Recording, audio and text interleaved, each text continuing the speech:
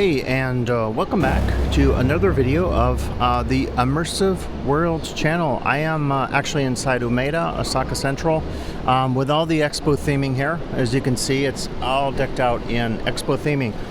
And I wanted to do a video today, kind of going over my list of the strengths and weaknesses of the Expo. I'm actually stopping here for cup of coffee. You know, they have some of the best coffee at Family Mart.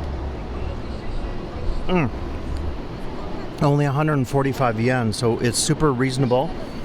And I thought I'd take a break. It's actually really humid today. I've only been inside the malls here, going to some of the shops and stuff, and this is actually an open mall, so you know there's sunlight out here. It's shade covered, but it's certainly humid and kind of dripping as usual, and it's a reminder of the conditions at the Expo, which again I kind of have listed here. So again, in giving a perspective on the Expo, I would just say that I have one of the strongest sort of proponent feelings about the Expo, just because I think it's such an important international gathering, not unlike the Olympics. But what were some of the challenges with the Expo this year, and how could BIE, the Bureau of International Expositions, address some of these in the future? I think the number one thing I have on my list is the app website, getting tickets. If you go all over social media, people have talked about how challenging it is to actually book pavilions, to buy tickets. It's one of the most cumbersome systems a lot of people have said that they've used. The user experience, the interface on it is really challenging as well. You know, you get booted off the system. You also have to go on and renew your password every single time you log on, which is okay, but if you're stuck maybe out at one of the stations or at the Expo itself, and you need to access your email to get that verification code, to get your ticket downloaded to the app, you know, to have on your phone and so forth, that is going to be really challenging. So I think in the future, definitely one could improve that whole interface system. Related to that is the idea of pavilion reservations themselves. And in fact, some people have noted that at previous expos, I did not go to the one in Dubai, but I heard online that only the Japan pavilion was requiring advanced reservations. This time around, most of the pavilions seem to have advanced reservations required. The thing I would note about the Expo in Milan is that it was very easy to get in and out of pavilions. A few needed reservations. Japan did, which I didn't get a chance to see, and the Swiss pavilion, which was quite worth it. So I think in the future, you know, that's going to be a challenge to think about how to deal with any kind of pavilion reservations. Likewise, there were a couple disasters to speak of. One of them, of course, was the Chua line failure that led to anywhere between 10 and 30,000 people, workers and guests, being stranded at the station. There's also talk that the island itself, Yumashima, is sinking and there could be methane gas under it. I don't know to what extent those issues are true, but I think as that site becomes developed as a casino resort site, it's something that definitely they will have to address locally.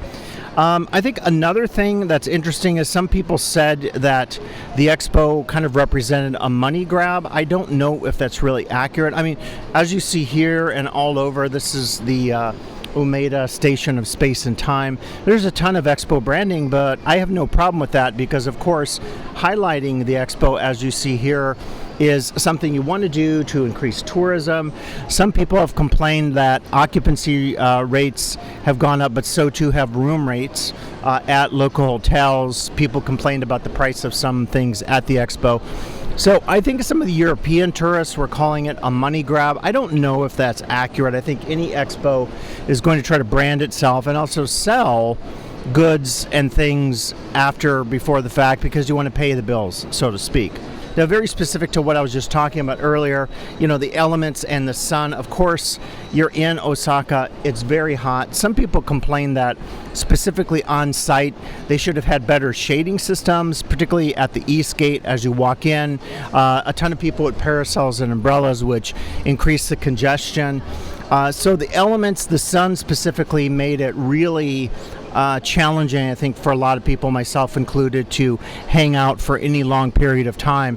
Again, just inside Umeda Station here, which is covered by the sun and has some large fans, I'm absolutely sweating today. So I don't know. If you do the expo during those summer months, which is typical for 6 months, it's going to be very hard to find a climate, or, unless you change the dates to make it less difficult in terms of the sun. People also talked about the rain. I didn't experience that, but complained that when they were under the rain would actually move horizontal, so there wasn't any sort of horizontal protection from the rain. In addition, I think you could say that the travel itself to and from the expo was very challenging. It depends on where you're coming from. I had about 7 stations to go, 1 transfer. The transfer wasn't bad, but when you get on the Chua line, both going and coming, it could be rather time consuming. And then on the evening let out after the fireworks, drone, and water shows, it's super crowded and could easily take you, as it did one night, my commute back to my apartment, which normally maybe would take 40 minutes tops, 37, took over an hour and a half. So kind of another indication that if you're going to go to Expo, you're going to have to deal with some travel issues. Another thing that I mentioned in many of my videos is the issue of crowd capacity. And very specifically, I think you have to ask questions with upwards of close to 180,000 people going to Expo. The question, I think, becomes, is that too many? How could you limit? Could you limit attendance? Could you limit the numbers coming in to make it a better experience for people?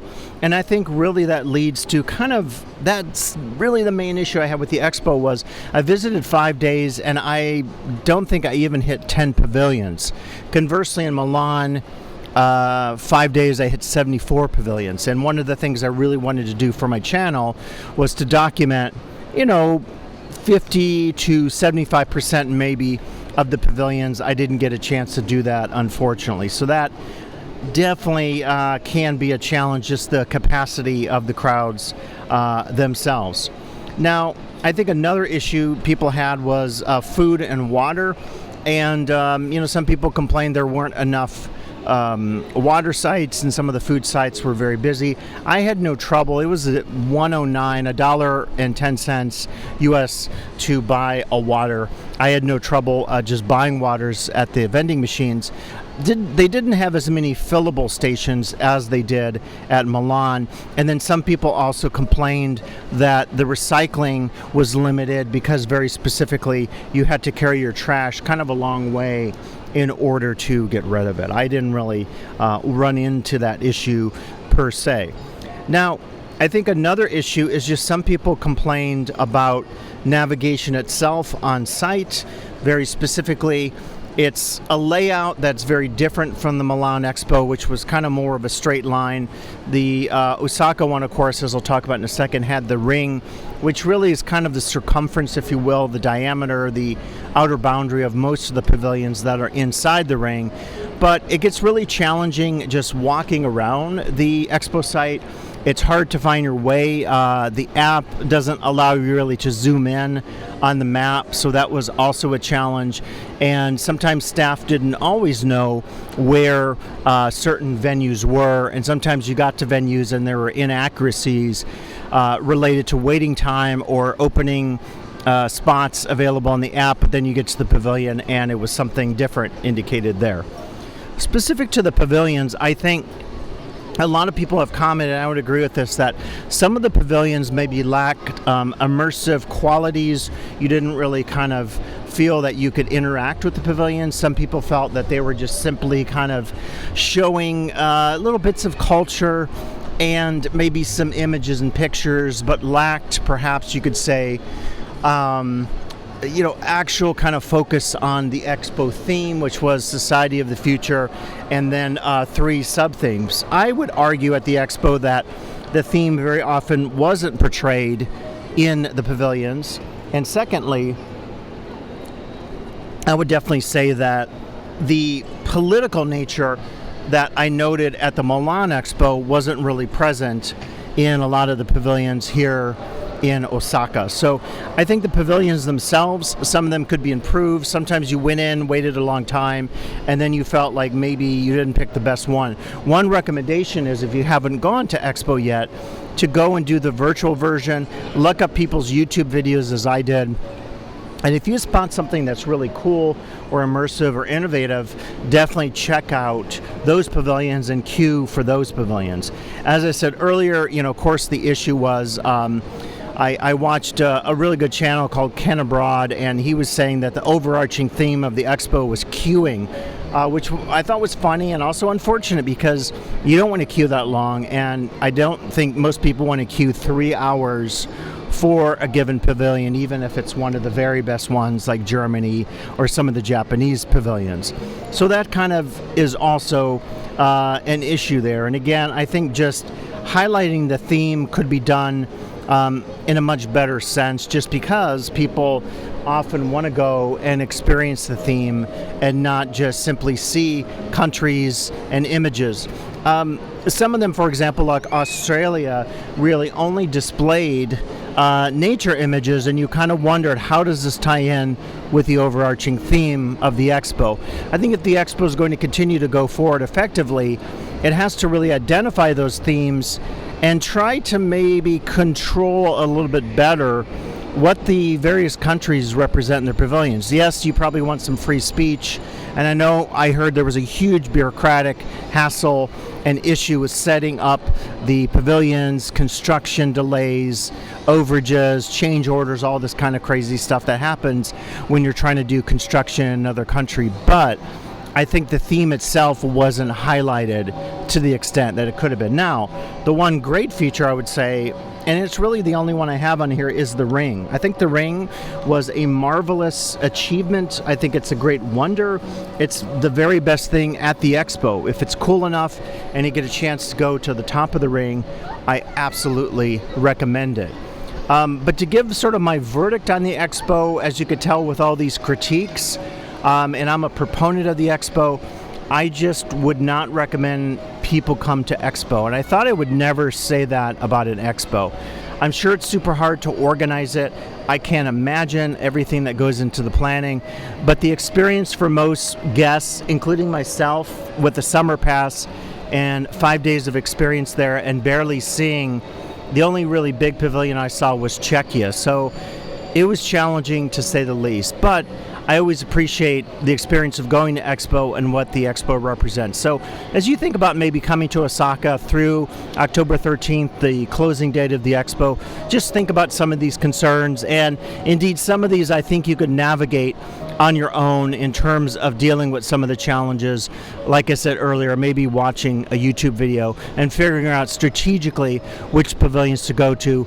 Good luck with the lottery system. I did not get a single lottery choice, and I found it super hard to use.